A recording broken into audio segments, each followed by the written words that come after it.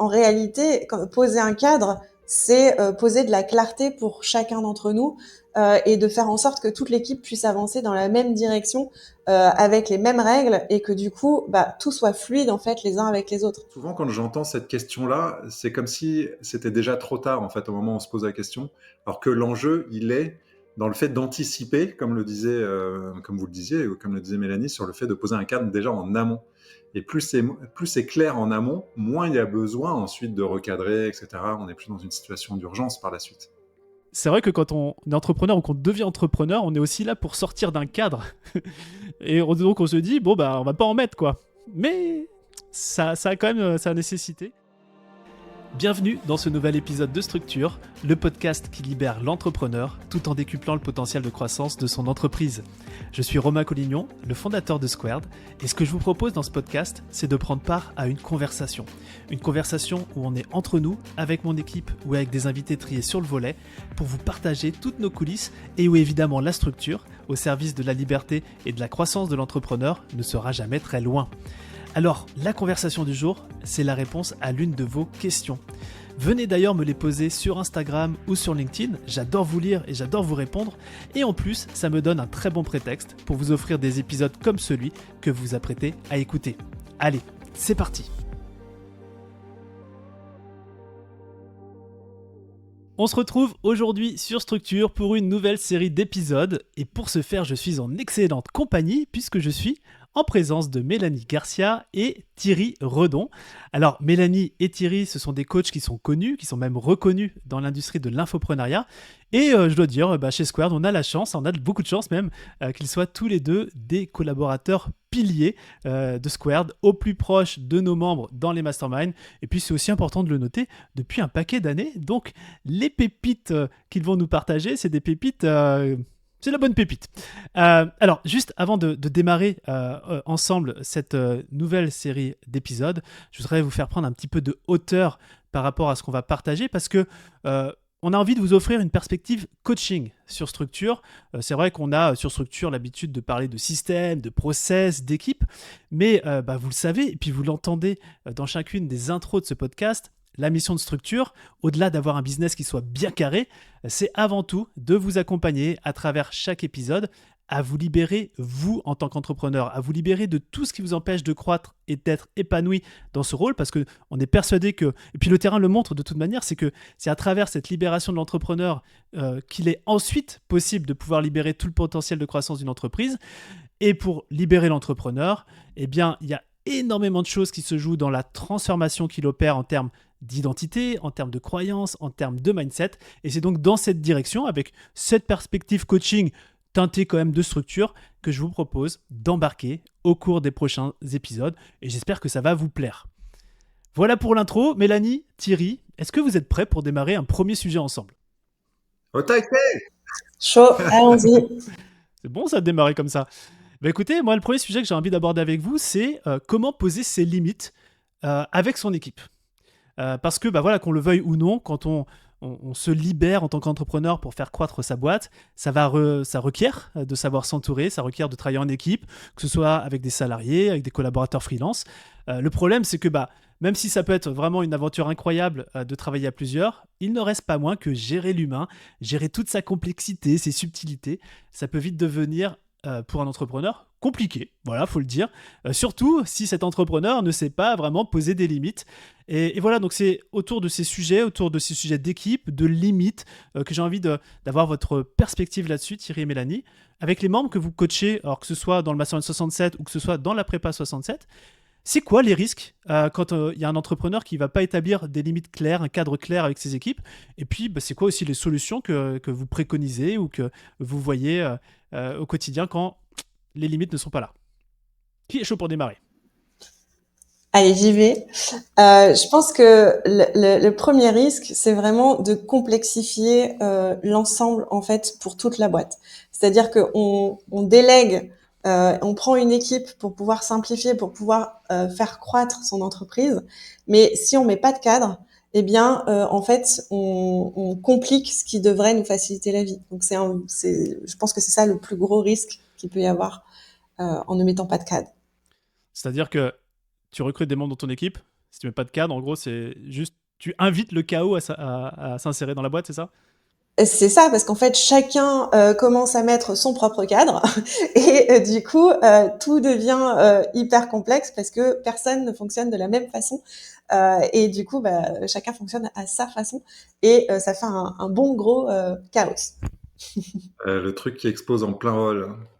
Mais tu vois, dans cette remarque-là autour de comment poser des limites, moi, souvent, quand j'entends cette question-là, c'est comme si c'était déjà trop tard, en fait, au moment où on se pose la question.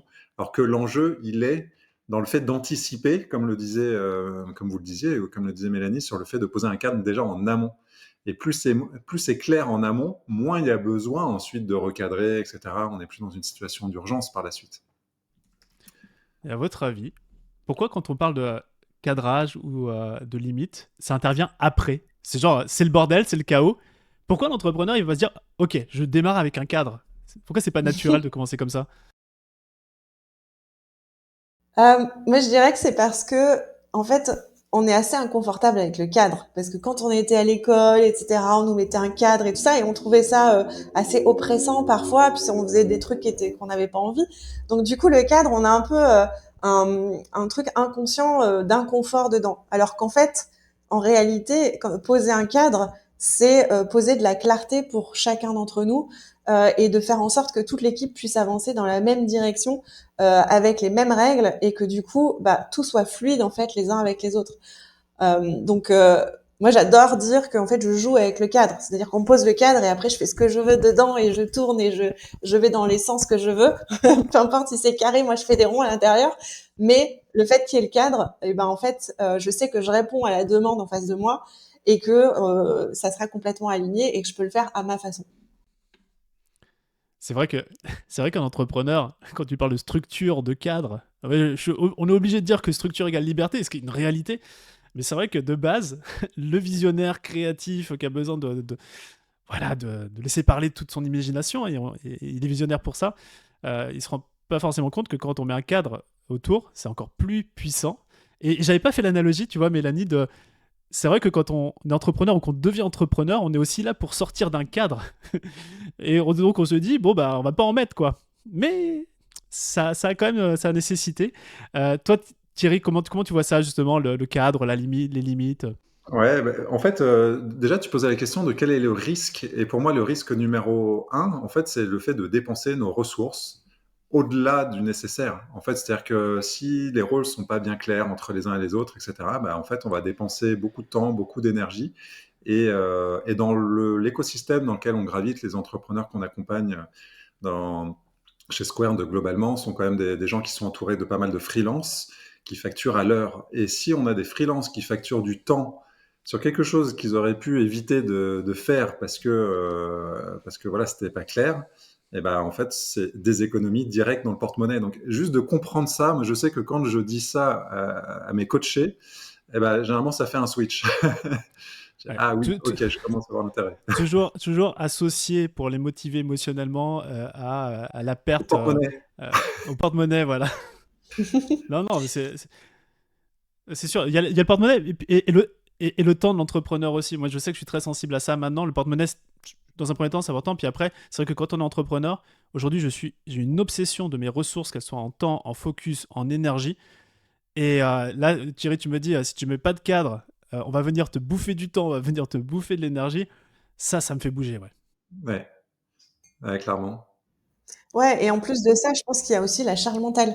Parce qu'en fait, il y a une question de temps, en effet, mais il y a aussi d'avoir tout le temps à ressasser les choses dans la même tête, de se dire, dans sa tête, pardon, et de se dire, du coup, il faut que je pense à tout, etc. Et en fait, quand il y a le cadre, ça permet de déposer tout ça, et c'est pareil pour l'équipe, parce que c'est bien aussi de se libérer soi, mais c'est pas pour mettre toute la charge mentale sur ses équipes non plus. Et donc le cadre permet aussi à ces équipes de ne pas avoir trop de charge mentale et d'avoir une équipe qui est saine et qui peut aussi donner son meilleur pour la mission. Donc pour moi, c'est aussi ça, c'est aussi faire attention à la charge mentale de toute l'équipe, pas que de la sienne. Alors pour avancer et peut-être répondre de manière concrète à qu'est-ce que c'est dire poser le cadre, comment on fait ça. Déjà, moi, ce que j'aime bien rappeler ou enseigner, en tout cas à mes coachés, c'est d'avoir une mission qui est hyper claire auprès des collaborateurs qui recrutent et quand ils sont autour de people. Donc, quelle est la mission de chacun, quel est l'objectif, en fait, quels sont les critères de succès de la mission qu'on leur confie. Et rien que ça, déjà, c'est un énorme boulot. En fait, on a déjà fait 90% du job. Mais ça ne s'arrête pas là. Il y en a peu qui le font, ouais, ouais. Et moi j'en vois beaucoup qui me disent bah, j'ai un freelance là depuis une semaine, 2 semaines, 3 semaines, un mois, ou parfois ils me disent depuis 3 mois, et puis pof, il disparaît dans la nature, du jour au lendemain, il a plus envie de bosser avec moi, et je comprends pas ce que j'ai mal fait, ou ce que je n'ai pas fait, ou ce que j'aurais dû faire autrement. Est-ce que tu avais clarifié la mission, les rôles et responsabilités, etc. Ah bah non. Et donc là, je leur parle d'un outil qui est bien connu dans le monde de la gestion de projet depuis longtemps, tu sais, je n'invente rien, mais c'est le RACI. Le RACI, donc c'est RACI, où l'idée c'est de faire une matrice dans laquelle on définit qui est responsable d'une tâche, qui est le A c'est accountable, donc qui va être approbateur des décisions qu'on doit prendre, et puis également on va identifier qui a besoin d'être consulté, et donc là vraiment on va chercher un avis consultatif, et qui a besoin d'être informé. Voilà. Et juste quand on fait cette matrice-là, eh ben, ça clarifie et on se rend compte qu'en fait, il faut un seul approbateur et pas deux. On ne peut pas avoir 2 pilotes sur un navire ou dans un avion ou autre parce que sinon ça finit au crash. Donc un seul. Et ça, quand on est au clair avec ça et que tout le monde respecte ça, c'est tellement plus limpide. On a ça chez nous. Ouf. Tu me rassures. Square est un très très bon élève. Moi, c'est pour ça que quand j'ai rejoint l'équipe, j'ai tout de suite kiffé parce que c'est d'une clarté absolue et ça fait tellement de bien. Et puis on aime bien les sigles, Thierry. Mais toi aussi, t'aimes bien les sigles, Mélanie, je crois, sur ce sujet-là. Ouais, j'aime bien les sigles parce que justement, en fait, ce que je remarque souvent, c'est que quand en fait, on a l'impression que l'équipe, elle est pas, parfois, elle est pas responsable, elle prend pas sa responsabilité. Mais en fait, c'est parce que on lui a pas donné sa responsabilité. On ne sait pas qu'est-ce qu'on doit faire, donc et on sait pas ce qu'on attend de nous. Donc parfois, on va prendre quelqu'un dans son équipe, on va se dire ouais, c'est super, on va faire un recrutement, on va se dire ouais super, cette personne elle est géniale, et quand elle passe à l'action, qu'elle rentre dans l'équipe, là on se dit bah merde, en fait elle est pas du tout à la hauteur. Mais souvent c'est parce que justement la responsabilité n'est pas claire dans ce qu'on leur demande. Donc du coup, soit la personne elle va en surfaire, elle va faire trop de trucs en disant mais qu'est-ce qu'elle fait là, pourquoi elle prend toutes ses responsabilités, moi je lui ai pas demandé, et ou alors la personne ne va pas prendre ses responsabilités. Elle va se dire ok, je vais faire le minimum qu'on m'a demandé parce que je veux pas faire de vagues, etc. Et du coup, ça va créer un truc où, en fait, on n'est pas content de la personne, mais c'est parce qu'en fait, elle ne connaît pas la responsabilité qu'on veut pour elle. Donc, pour moi, ça, c'est vraiment le truc essentiel déjà, de bien voir, c'est est-ce qu'on a bien expliqué la responsabilité qu'on attend de la personne. Et pour justement mettre le cadre et proposer une tâche à une personne sans avoir 50 allers-retours, et justement pour que la personne puisse comprendre sa responsabilité, moi j'utilise un petit acronyme qui me permet de donner les tâches aux gens, qui s'appelle la méthode MIR. M-I-2-R. Donc c'est très simple en fait, et c'est un petit truc pour se rappeler quand on donne une tâche à quelqu'un, c'est le M, c'est la mission, mais c'est pas juste de lui dire ok fais ça, c'est lui dire ok voilà comment moi je ferais, voilà ce que j'ai testé qui n'a pas marché, ou alors dire à la personne mais en fait je sais pas du tout comment faire, parce que on lance pas on lance pas une patate chaude à quelqu'un, on est vraiment dans la collaboration.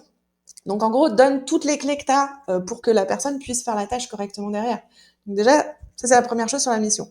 Ensuite, le I, c'est l'intention. C'est expliquer à quoi va servir cette tâche. Parce que parfois, on peut prendre la tâche de différentes façons et la faire de différentes façons suivant ce qu'on attend derrière. Donc ça aussi, c'est hyper important de clarifier l'intention. Ensuite, c'est le résultat. Qu'est-ce que tu veux Qu'est-ce que tu veux concrètement, en fait? Est-ce que tu veux un PDF? Est-ce que tu veux un doc où tu peux mettre des informations dedans? À quoi ça ressemble en fait le résultat?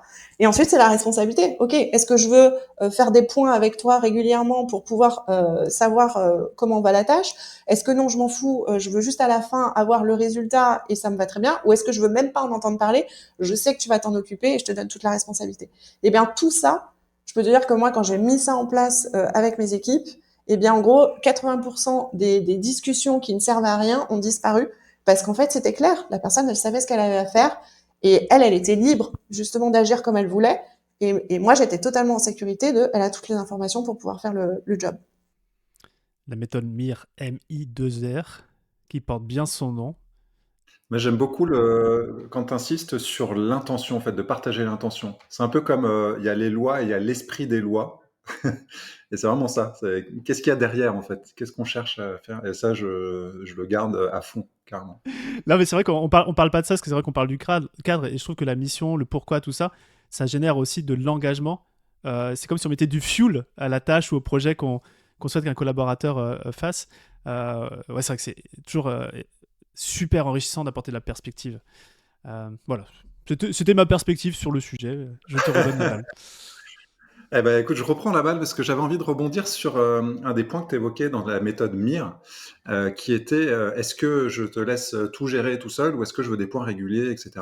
Et ça m'amène sur un sujet qui me semble super important, en fait, c'est de construire ça, c'est un peu comme la colonne vertébrale d'un projet ou de son entreprise, c'est ce qu'on appelle dans le monde de la gestion de projet, de mettre en place la gouvernance du projet. Et ça va être d'identifier les points de rencontre réguliers qu'on veut avoir avec l'équipe. Alors, est-ce que ces points ont besoin d'être à fréquence hebdo? Est-ce que c'est une fois toutes les 2 semaines, une fois par mois? Est-ce que c'est trimestriel? Même ça dépend de quoi on parle. Mais c'est vraiment de se poser là-dessus, en fait, de réfléchir à ça, de le mettre dans les agendas. Et on a la chance maintenant d'avoir des agendas électroniques qui nous permettent de créer en 3 clics des récurrences.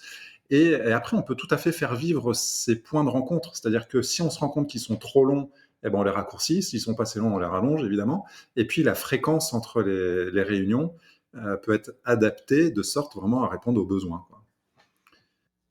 Ouais, et d'ailleurs, par rapport à ça, je pense que c'est vraiment important au départ, quand tu commences une collaboration avec une personne, c'est de vraiment se laisser flexible là-dessus. Je sais que nous, avec Romain, quand on a commencé à déléguer le coaching, en fait, au départ, on avait besoin de beaucoup plus de points hop là, que ce qui était Que prévu. nécessaire. Ouais. Voilà. Au départ, on avait prévu des points tous les mois, sauf que nous, au départ, on avait vraiment besoin de savoir comment répondre aux questions, etc. On avait besoin de vraiment comprendre comment Romain fonctionnait quand il accompagnait les gens. Et donc, on lui avait demandé, avec Fabien, on était tous les deux au départ, et on lui avait demandé est-ce qu'on peut avoir des points réguliers toutes les semaines, en fait, pour pouvoir en fait, appuyer sur l'accélérateur et tout de suite bien comprendre. Et ensuite, on avait pu on a fait ça pendant un mois et puis après on a pu repasser sur un cycle mensuel, mais du coup au départ bien proposer en fait la possibilité de faire des réunions régulières pour que la personne elle puisse devenir autonome le plus rapidement possible. Ouais, c'est clé. Moi, je crois que les deux enseignements par rapport à ce que vous partagez, c'est effectivement d'avoir ces points, ces instances qui sont sacralisées sur lesquelles on peut déposer justement et échanger. Et ce que tu dis, Mélanie, c'est effectivement l'itération du feedback, d'apprentissage. Bon, ça, c'est dans un univers startup, dans la création d'un produit, c'est clé, quoi. C'est comment on a du feedback rapidement pour. Et ce qui est génial, parce que tu vois, tu dis ça à un entrepreneur qui voit pas l'avantage de dire attends, encore plus de réunions. Attends, déjà c'était une fois par mois, tu veux me dire une fois par semaine? Il se dit non, je veux pas. Mais en vrai, c'est clé pour justement après souffler, être tranquille, avoir des équipes autonomes. Moi, j'aime beaucoup ce cas de réunion, même si en général les entrepreneurs sont pas fans de ça. Maintenant, je sais qu'aussi, c'est un des modèles qui permet de mettre un cadre, mais il y a aussi les canaux de communication. Alors, je sais que toi, Thierry, t'es assez pointu sur le sujet. Tu peux nous en parler? Ouais, j'y suis assez sensible parce que je trouve que si les canaux de communication sont pas clairs, on perd énormément de temps, l'information se dilapide, etc. Et, euh, et tu vois, j'ai envie de rebondir même sur l'aspect réunion que tu évoquais. Ce qu'on dit souvent dans la gestion de projet, c'est que quand on fait des réunions, c'est important d'inviter que les personnes qui sont concernées par le sujet. Et si la réunion dure 1 heure et que la personne est concernée que par 5-10 minutes, et ben, à la limite, on la fait venir au début et après, on lui dit, bah voilà, maintenant, on va traiter des sujets qui vont pas t'intéresser, on va pas te monopoliser du temps pour rien, donc on va poursuivre, on peut te laisser repartir. Et pour moi, les canaux de communication en interne, c'est la même chose. Aujourd'hui, ce qui s'utilise énormément et à raison, c'est Slack. Et faut se dire que Slack, c'est pas un outil de gestion de projet, c'est un outil sur lequel on peut communiquer des choses. Et on a la chance sur Slack de pouvoir créer plein de canaux en fonction des sujets qu'on veut traiter, etc. Et on peut inviter dedans les personnes qui sont concernées par les sujets. Et derrière, ceux qui sont dedans, eh bien, on n'a pas toujours besoin de même niveau de, comment dire, de traitement d'urgence des données qui sont sur les canaux. Et donc, on peut tout à fait désactiver la notification sur les canaux pour lesquels on n'a pas besoin d'être informé en temps réel. Et on y passe une fois de temps en temps, une fois par jour, une fois tous les 2 jours, et c'est très bien comme ça. Mais donc, dans la notion de cadre, c'est clarifier les canaux de communication. Et après, ce que je dis là, ça emmène sur un sujet qui est juste connexe, c'est d'avoir un outil de gestion de projet. Alors, chez Square, on aime beaucoup Asana, qui n'est pas Slack. Alors, ça peut être Asana, ça peut être, il y a Monday, il y a Notion maintenant, qui est un des petits nouveaux, Trello, etc. Voilà, il y en a plein. Et, et là c'est du caviar quand on utilise bien un outil comme ça. Avant juste de parler de la gestion de projet, j'aimerais juste rappeler un truc, c'est OK, mettre en place les règles de communication, mais toi, en tant que visionnaire, suive tes propres règles. Parce que souvent, on met des belles règles pour l'équipe et tout est bien cadré et tout, sauf que le visionnaire, il va faire n'importe quoi, lui, il va faire comme avant, comme il pense. Et le truc, c'est que bah du coup, les équipes, elles ont aucune raison de se mettre sur le cadre si toi-même tu ne suis pas tes propres règles. Donc c'est hyper important de mettre des canaux de communication qui te correspondent à toi en tant que visionnaire, pour qu'ensuite tu puisses te les approprier et ensuite les insuffler à ton équipe et que ça soit complètement naturel. Parce que ton équipe, en fait, elle te suit. C'est toi qui c'est toi qui insuffle en fait la vision, les valeurs, etc. Et du coup, ça c'est méga important. Et je vois souvent des erreurs de ce côté-là, de vouloir mettre en place des règles, mais qui ne nous correspondent pas en tant que visionnaire. Et du coup, bah, c'est là où ça foire. Il faut manager par l'exemple. Exactement. Et en vrai, là on parle de Slack, mais j'en ai eu des discussions sur ah ouais, nous on manage tout sur WhatsApp. Je fais waouh, en audio, waouh. Non bon, c'est. J'en connais. J'espère que certains ou certaines qui nous écoutent, si vous faites ça, envoyez-nous un petit message. Il y a beaucoup mieux. Mais c'est vrai ce que tu soulignes, Mélanie, c'est hyper important. C'est le cadre, il n'est pas là pour embêter un CEO visionnaire, il est là pour le soulager, pour lui apporter de la légèreté. Et ce cadre, non, on en partage un parce que nous, chez Square, on fonctionne comme ça. Et d'ailleurs, initialement, c'était par rapport à ma façon de fonctionner. Par exemple, moi, personne ne m'envoie d'audio. Hein. C'est même pas la peine, je les écoute pas. Mais je crois que le cadre, en fait, d'abord se base autour et centré sur le visionnaire. Et l'équipe s'adapte à ça. Donc, quand on met un cadre en tant que visionnaire, il faut s'assurer que ce soit celui qui corresponde le plus. Et c'est vrai que, par exemple, exemple de chez Square, Slack, ce n'est pas pour gérer des projets, c'est pour partager des infos essentiellement, ou alors quand il y a urgence, vraiment urgence, mais sinon c'est Asana, et il y a cette politique et je pense que toute l'équipe maintenant est bien au courant, puis c'est dans l'onboarding, etc. Mais s'il y a une question qui est posée par rapport à un projet sur Slack, on a même la petite c'est pas une automatisation, mais c'est un petit clic droit pour hop, ce texte dans Slack, ça devient une tâche sur Asana, il y a une deadline qui est mise, et après s'il y a une conversation autour d'un projet, d'une tâche Asana, ça se fait dans la tâche et pas dans Slack. Le Et en gros plus, je avantage trouve de que ça, Vous êtes synchro. excuse-moi, parce que c'est juste par rapport à Asana, justement. C'est qu'en fait, le fait de pouvoir discuter dans la tâche, ça permet aussi d'avoir un historique, en fait, des discussions, et ça permet d'éviter de dire, ah, attends, c'était où qui m'avait parlé de ça, etc. En fait, ça clarifie tellement les choses. Et encore une fois, ça enlève de la charge mentale parce qu'en gros, ok, je veux travailler sur ce projet, tout est dedans, et du coup, il n'y a pas besoin d'aller chercher où est-ce qu'on avait parlé de ça. et j'allais dire, le gros avantage de passer par Asana ou autre, c'est qu'en plus, il y a une personne qui est en responsabilité de la tâche à un instant donné. On n'a pas l'effet, la balle est au centre et on se dit, bon, c'est l'autre qui va traiter. Non, il y a un nom et il y a même une date. Donc voilà. Ouais, ça connecte avec ta Tarassi, hein, d'ailleurs. Exactement, absolument. Et là, c'est vraiment sur l'instant donné une tâche qui a la balle entre les mains. Alors, depuis tout à l'heure, en fait, on parle de comment anticiper pour éviter d'avoir besoin de recadrer, voilà, avoir besoin de traiter une situation un peu tendue. Et j'ai envie de rajouter un autre sigle. On avait tout à l'heure le RACI, on avait MIR, et j'ai envie d'en rajouter un autre qui vient, je vais même en mettre deux d'un coup. Un qui vient de la CNV. Donc la CNV, c'est la communication non violente. Peut-être que vous avez déjà entendu parler de ça, parce que c'est quand même assez répandu maintenant. Il y a un outil qui vient de la CNV qui s'appelle l'OSBD. Alors, c'est des lettres compliquées juste pour se rappeler une méthodologie de communication qui peut être utilisée quand on a besoin d'exprimer à un de ses collaborateurs qu'il y a un truc qui fonctionne pas comme on l'aurait voulu, etc. Et ça permet de le faire de manière hyper smooth, en parlant de soi, en parlant de l'impact que ça a sur soi. Et du coup, l'autre, il va avoir la capacité à le recevoir de manière beaucoup plus tranquille que si on utilise le fameux tu qui tue, là, tu as fait ci, tu as fait ça, et du coup, tu me mets dans la merde. Ça, c'est une catastrophe en termes de communication. Et donc, à l'inverse de ça, on utilise ces techniques issues de la CNV, donc OSBD. Les 4 étapes, ça va être d'abord, O, c'est les observations. Et là, on est hyper factuel. Tiens, y a ça qui a été fait, j'ai reçu tel document tel jour, ou t'es passé par tel canal Slack, c'était pas le bon. Ah, donc, en tout cas, une observation de manière hyper factuelle. La deuxième lettre, le S, c'est quel est le sentiment que ça génère chez moi. Alors, ça m'a mis un peu en colère, en tristesse, j'étais agacé parce que j'ai perdu du temps, ou voilà, que sais-je.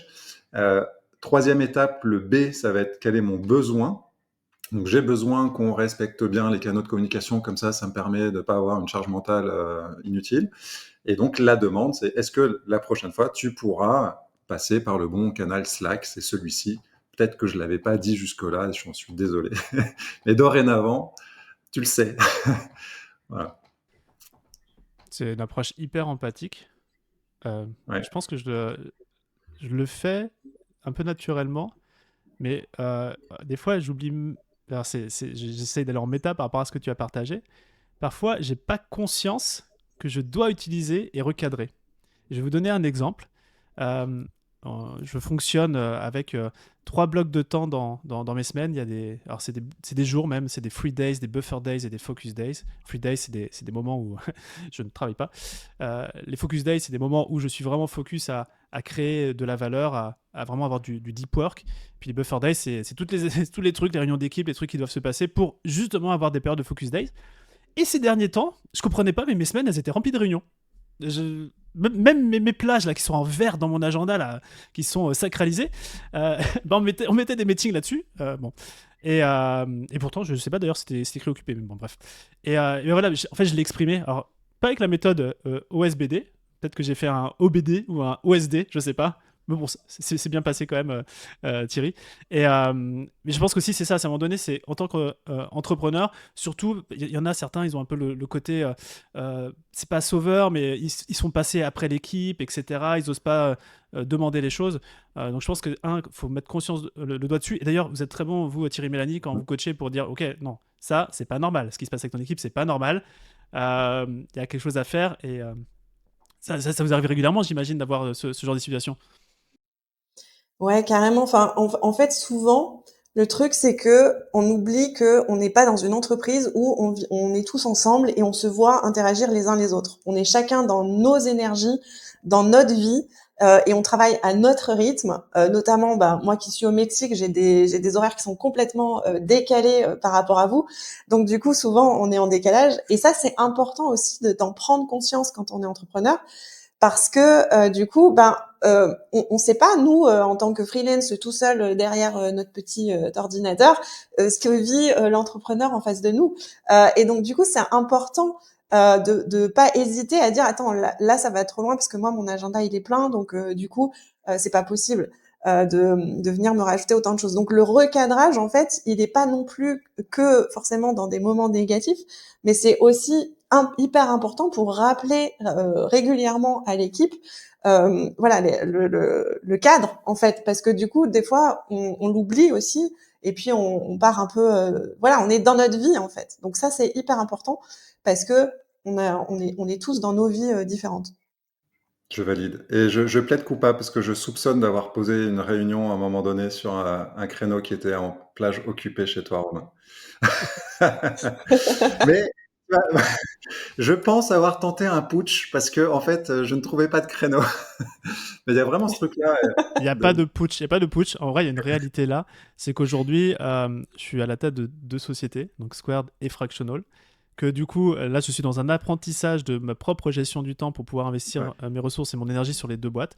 Donc, il y a déjà un jour, voire même un jour et demi qui a sauté chez Squared. Donc, forcément, il faut que je me réorganise pour pouvoir aussi en discuter avec vous. Et ça, je pense que c'est un enseignement aussi, c'est que on parlait du chaos en introduction avec toi, Mélanie.